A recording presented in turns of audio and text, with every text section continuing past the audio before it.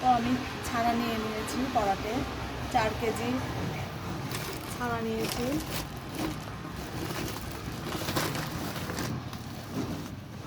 এখন আটা দেব 500 গ্রাম।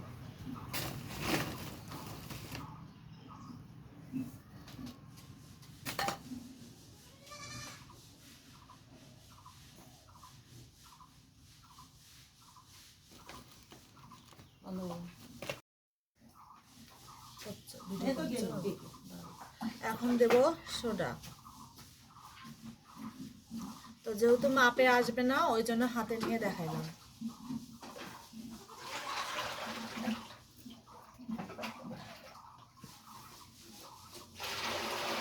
এখন সুন্দর করে মাখিয়ে নেব।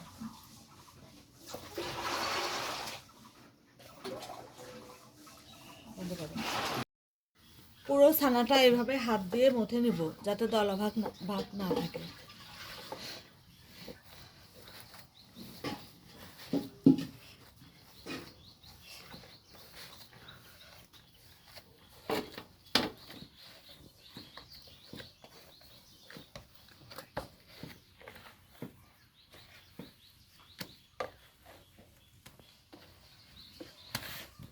ছানাটা রেডি হয়ে গেছে, এখন লুচি কাটবো।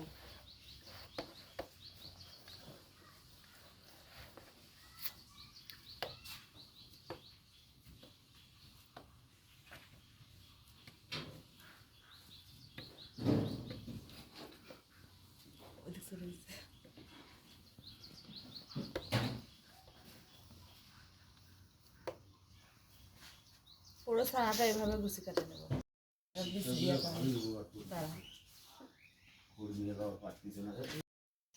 সমস্ত ছানা এভাবে গুছি কেটে নিয়েছি, এখন ঘুরাবো।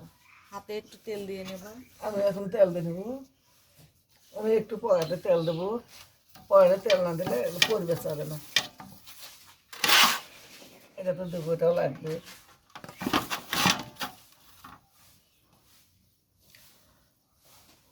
মা আমি ঘুরেছি, এইভাবে তাড়াতাড়ি না ঘুরেলে হবে না। রস তুলে দিছি, চুলের রস হচ্ছে। সমস্ত গুছিগুলো এইভাবে ঘুরিয়ে নেব। এখন আমরা ছাড়বো, রস তুলে দিচ্ছি এই সামনে। মিষ্টি এরকম করে ঘুরানো হয়ে গেছে। এখন আমরা রস দেবো, রস তুলে দিছি।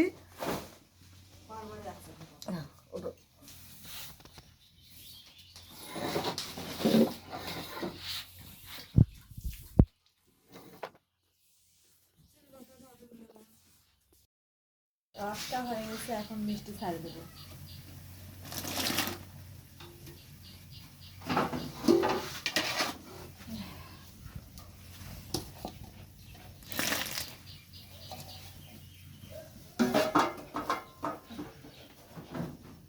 তিন ট্রে মিষ্টি ছিল, একা একা সবগুলো ছেড়ে দিলাম।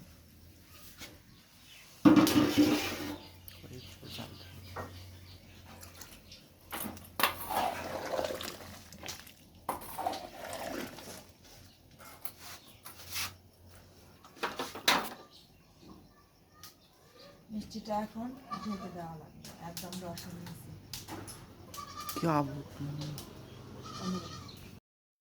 কিছুক্ষণ জাল দেওয়ার পরে মিষ্টিটা এইভাবে রসের নিচে ঢাকে।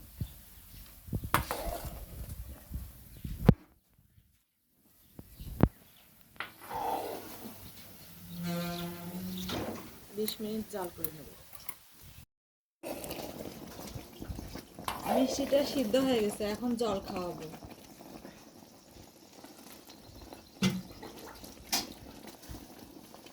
এইভাবে জলটা মিষ্টির উপর রাখা কিছুক্ষণ গরম করে নেব।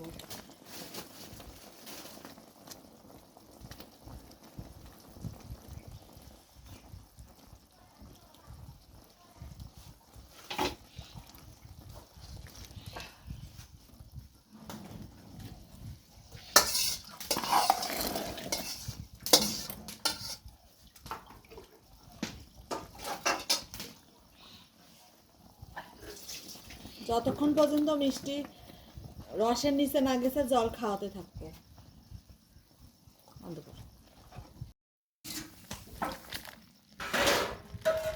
আমার মিষ্টিটাতে জল খাওয়ানো শেষ হয়ে গেছে। এখন নামাবো।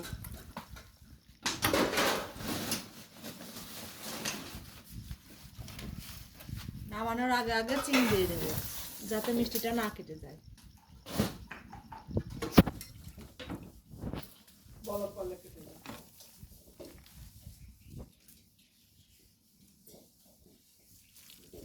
এখন মিষ্টিটা নামাবো।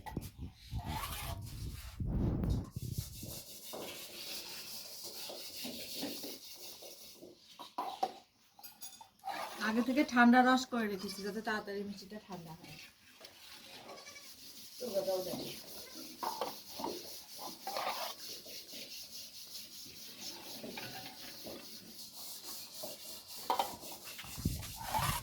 এইভাবেই সম্পূর্ণ মিষ্টি নামাবো।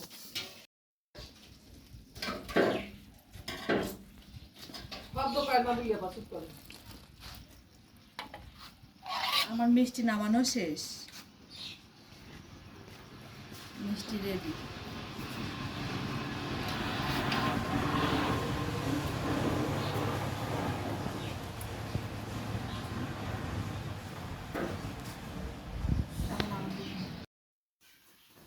আমার ভিডিওটা যদি আপনাদের ভালো লাগে তবে অবশ্যই লাইক, কমেন্ট, শেয়ার করবেন আর চ্যানেলটাকে সাবস্ক্রাইব করবেন।